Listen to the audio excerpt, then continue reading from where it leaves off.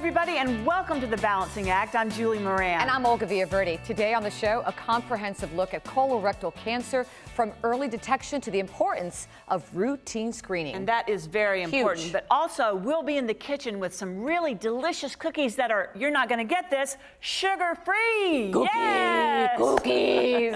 And you know, we have a very powerful interview. Actually, this is the book right here. Fabulous story. How the Vietnam War's Napalm girl, famous picture. Yes. Everyone knows this picture of that little girl, how she found hope after tragedy. And The Balancing Act starts right now, so stay with us. This is a good cookie. Colorectal cancer is the fourth most commonly diagnosed cancer among adults in the United States. According to the CDC, each year, about 150,000 new cases are diagnosed, making it the second leading cause of death from cancer in America. Today, a comprehensive look at colorectal cancer, early detection, the importance of routine screening, and recurrence monitoring post-primary treatment. We start our discussion with Dr. Roberto Rodriguez-Risca, colon and rectal surgeon at Texas Oncology. Let's take a look. The important thing about this disease is that it is not only preventable, but is curable if diagnosed early. Colon cancer is seen more often in men. 1 out of 22 men will be diagnosed with colon cancer, while women, the incidence is 1 in every 24. Also, colon cancer is more prevalent in African American individuals, and African American individuals also have onset of colon cancer at an early age. What we have seen lately is that younger patients are being diagnosed with colon cancer. The answer as to why patients are getting colon cancer at younger age is because the stability of the genetic structure of younger individuals is breaking down. At 43, colorectal cancer was the last thing on Missy Moose's mind. Symptoms started off minor. However, as things progressed, a colonoscopy revealed she had a mass. Let's go to Missy for her story. I felt bloated a lot. All of a sudden I would feel nauseated for no reason. And then I started having to go to the bathroom 4, 6, 8 times a day, which is just not normal for me. I knew for a while that things were off, but I didn't know really what it was. And then I started noticing some blood. And again, passed it off. And I was like, well, I'm going to the bathroom so much, it makes sense. And as I was walking into the bathroom, I knew something was very wrong. And I sat down and there was blood everywhere. So I went into the emergency room. The emergency doctor said this is not emergent. It was probably internal hemorrhoids or possibly colitis. But we recommend you go ahead and check with the GI guy. Thank God he was a proactive doctor. So he said the CDC is now considering lowering the age of, having screenings from 50 to 45. Let's go ahead and just do one, and let's just rule things out. And I could tell when I woke up the doctor was really serious, and I was like, and he said, let's bring your husband back. So my husband came back, and the doctor walked up to me and he said, we found a mass. And so I looked and I said, what? Mass? And does that mean cancer? And he said, yes. Shock. And I thought of my kids. And especially when he told me that if I wouldn't have come at that time and I would have waited for when the CDC tells you at 50, I would have left a 15 and a 14-year-old without a mom and my husband without a wife.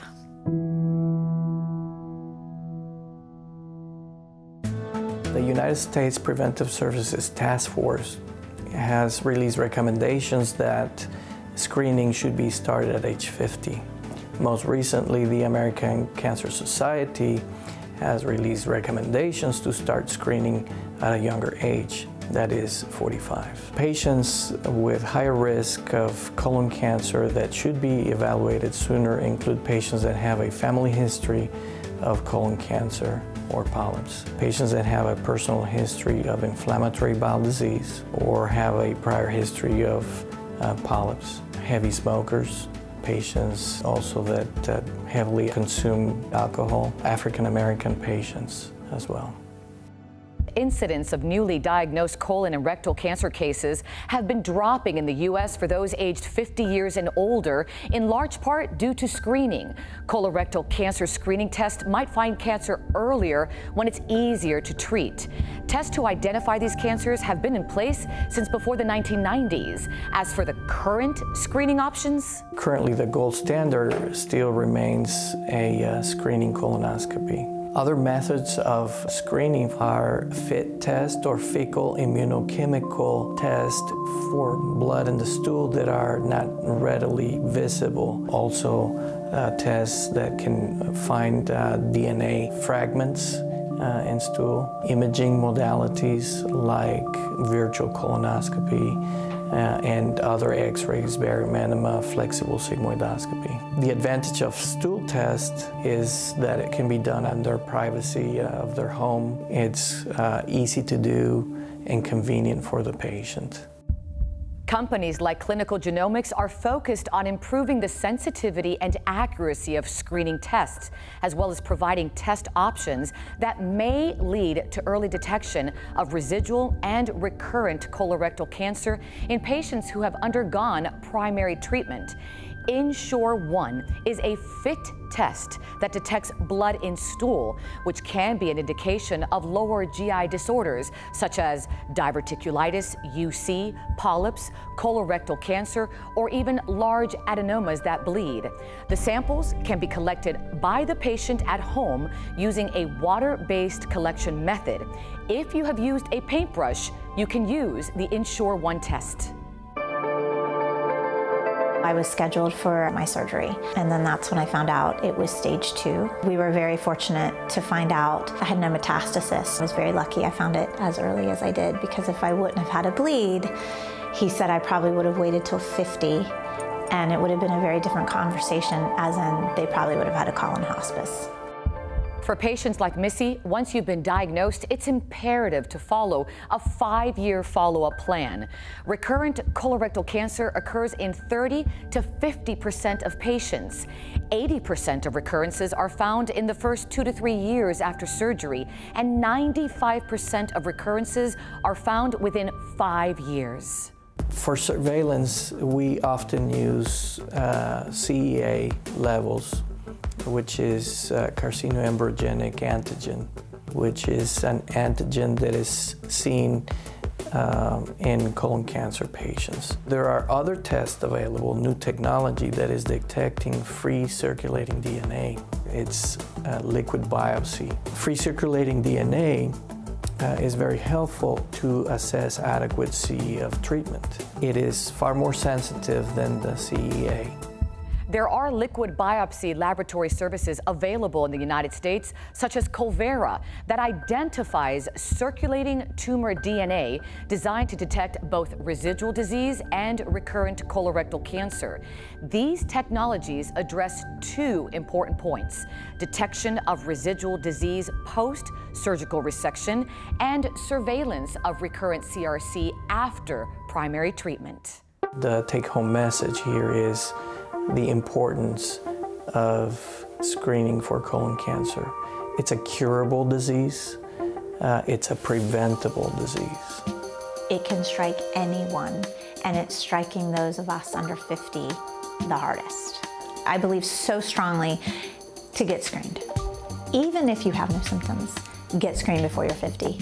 You can catch it early, and you have a really good chance to survive it. I want to thank both of my guests for this insightful conversation on the importance of early screening for colorectal cancer. Remember, early detection is key. For more information on what to discuss with your physician, please visit clinicalgenomics.com, and you can always visit our website, thebalancingact.com.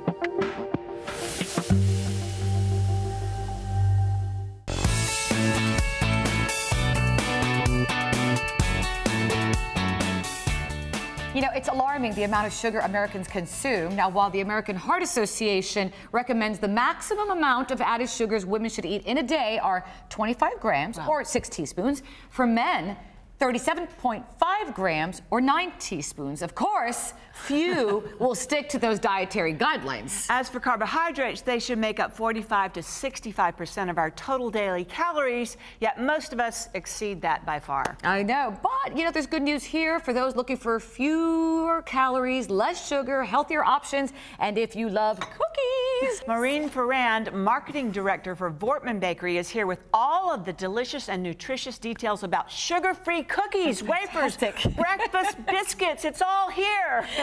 And they taste good, which I love, We're so Maureen. glad you're here and so glad you're joining us today. Thanks for coming back. You know, you're a sugar-conscious consumer, and you know, everybody has a sweet tooth, and there's nothing wrong with that, but you... She does.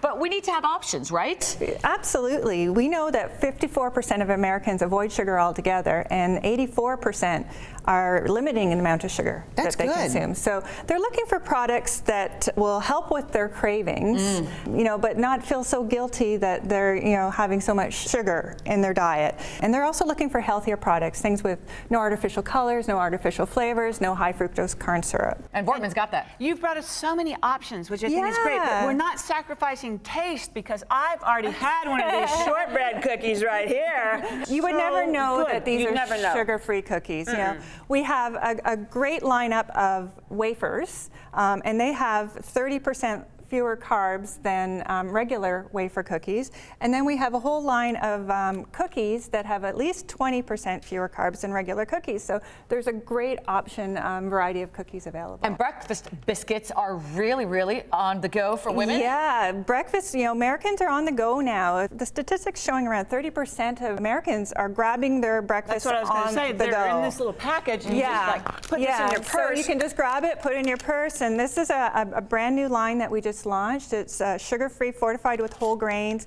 It's individually packed pouches, so like you said, it's great for on the go. Grab and go. Grab and go. I know everything has like carbs, and there are good carbs, there are bad carbs, but I've heard about net carbs. What are those? Yeah, net carbs are really important because they're believed to have minimal impact on blood sugar levels. And how you calculate it is that you look at the total carbs of a product, less the fiber and a portion of the sugar alcohols.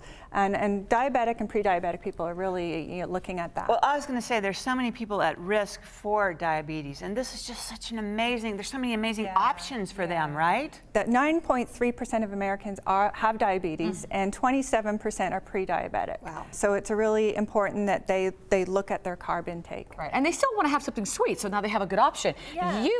Not you, but Voortman has been making cookies, I understand, for 70 years? Yeah, we've been around a long time. We started as a family. You know what you're doing. We do. We've been around, started as a family-run organization, and we've kept that legacy alive. You know, we make our products all with real healthy ingredients, like real fruit in our products. We have coconut, oatmeal, no high fructose corn syrup, no artificial flavors, and no artificial colors. So they're really great. We make our products to order. So when we get an order, we make them and we ship them right to the store. Very fresh. Yes. Very fresh. I'm loving apple cinnamon. I just grabbed this box because I'm always on the go. So are you. And I'll take the blueberry, oatmeal blueberry. I mean, these are great options. Yeah. Where can our audience go to find? All our Voortman products are available at your favorite local grocery store, or you can go on to Voortman.com and it'll direct you to a store to find your product. All right, I feel like the Cookie Monster. Cookies! And you can always also go to thebalancingact.com and find out lots more about what we talked about today. This was really good. Try this one, Julie. Oh, I'll try that. This one's good.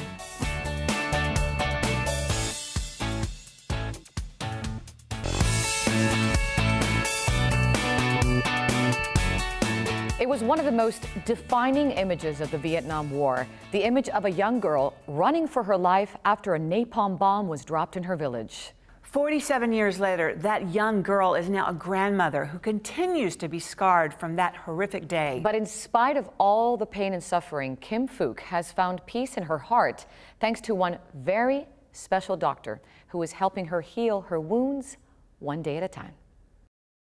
Kim, you were 9 years old the day the bomb was dropped. Do you remember that day? Yes, I remember very, very vividly because I was 9. I just remember we hiding in a temple, and then the soldiers yelled for us. They knew the temple was going to be bombed. The day was June 8th, 1972. I saw the airplane. It's so fast, and I heard boop, boop, boop, boop. Then the fire was everywhere. My clothes burned up by the fire, and I used my right hand. I wiped it up. You wiped off the fire? Yeah. Kim ran for her life until she couldn't run anymore. I saw many people on the road.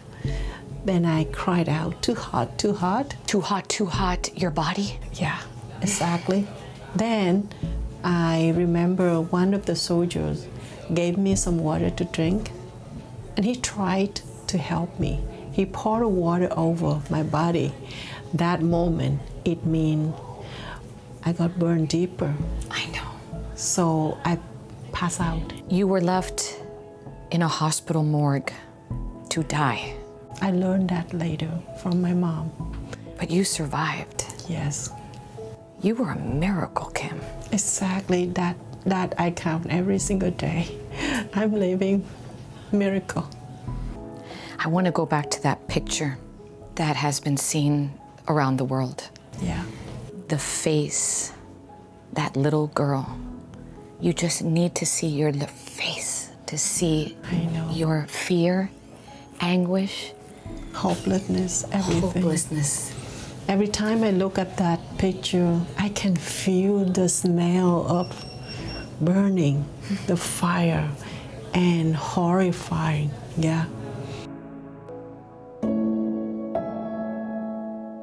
The horror would continue for years to come.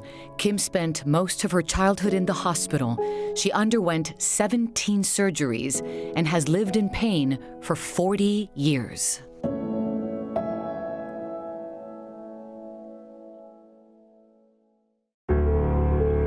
Thank you. Thanks a lot of people. Thank you for having me. Oh my gosh, welcome back. Thank you. Dr. Jill Weibel is a leader, a pioneer in the treatment of burn survivors. Doing okay?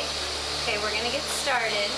1, 2, 3. Using a specific type of laser. This was the first laser ever invented for use on humans to take birthmarks off babies, but it's called the pulse dye laser, and it's gonna take the red away, and it helps smooth out her scars.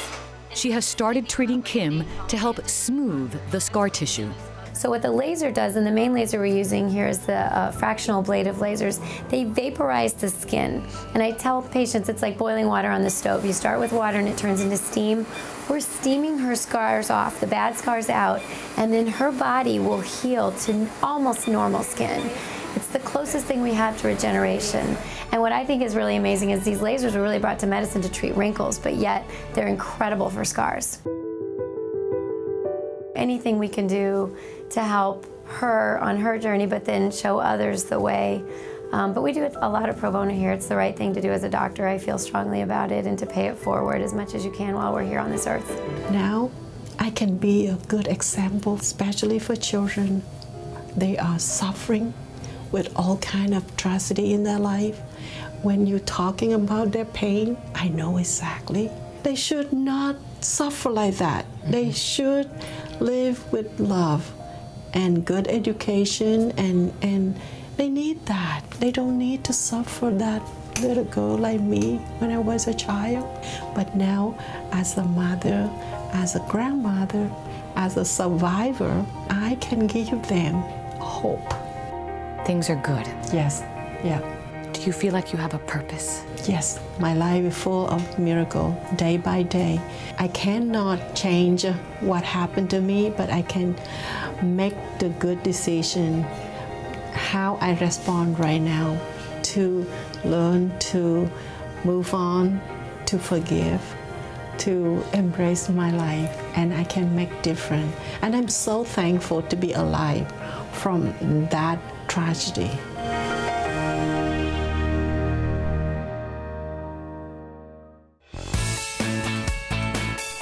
Isn't she amazing? Oh my gosh, absolutely. I So mean, much just peace in her heart. Yes, it's just beautiful to see. I know, and I want to show our viewers Kim's book, Fire Road, talks about her journey and her road to forgiveness and faith. It's a great read, Julie. Yeah. I suggest it for everyone. I would love to. I'm just going to take it right now and read it. And I'm going to tell you that Kim is an extraordinary person who travels around the world spreading her message of peace and hope. That's right, she does it on a daily basis. All right, we'll see you next time. Thanks for watching, everybody. So long.